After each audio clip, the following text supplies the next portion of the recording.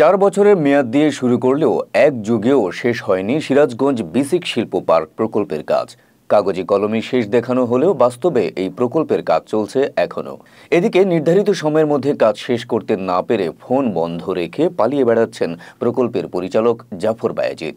প্রকল্প কার্যালয় সূত্রে জানা গেছে, প্রকল্পটি 2010 সালের জুলাই থেকে 2014 সালের জুনের মধ্যে বাস্তবায়নের কথা ছিল, কিন্তু বারবার মেয়াদ বাড়ানোর পরও 4 বছরের এই প্রকল্পটি শেষ হয়নি 13 বছরেও। গেল 12 সেপ্টেম্বর সপ্তম দফায় রুগ্ন প্রকল্প হিসেবে 1 বছর বাড়িয়ে জুন পর্যন্ত মেয়াদ নির্ধারণ করে জাতীয় অর্থনৈতিক পরিষদের নির্বাহী কমিটি।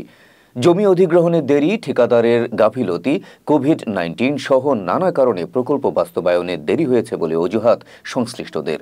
না, এটা আপনারা যেভাবে দেখতেছেন এটাই কাজ তো শেষ পর্যায়ে। আমরা যেটা জানি হয়তো বা ফিনিশিং 2-1টা কাজ আছে, 2-4 দিন এটা সময় লাগতেই পারে। এক্সটার্নাল শেষ, মানে ইন্টারনাল শুরু হয় না, এটা গ্যাস কোম্পানি শুরু করবে আর কি। মানে ইন্টারনাল কাজ শেষ হয়ে গেছে যতটুকু আমি জানি। এদিকে প্রকল্পের কাজ জুন মাসেই শেষ হবে বলে জানিয়েছেন টেকনিক্যাল ইঞ্জিনিয়ার ফজলুর রহমান ও বাঁধন। তবে নির্মাণ শ্রমিক ও সাইট ম্যানেজাররা বলছেন, প্রকল্পটির কাজ শেষ করতে এখনো 2 মাসেরও বেশি সময় লাগবে।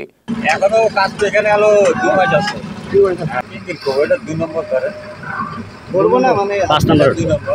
যেহেতু আমি সরকারি চাকরি করি, বুঝছেন, আমাদের যে কোনো তথ্য দেওয়ার আগে অবশ্যই আমাদের কর্তৃপক্ষ স্যারের আগে আমাকে অবগত নিতে হবে, নির্দেশনা নিতে হবে, তারপর আমি আপনাদেরকে কথা বলতে পারবো।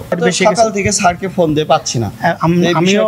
আমিও স্যারকে ফোন দিয়েছিলাম, স্যারের ফোনটা বন্ধ পাচ্ছে।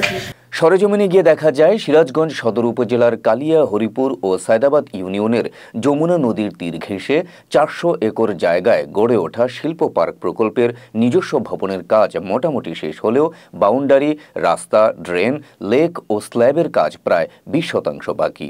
অপরদিকে পার্কের ভেতরে বিদ্যুতের কিছু খুঁটি বসানো হলেও গ্যাস ও পানির সংযোগের কোনো কাজই হয়নি।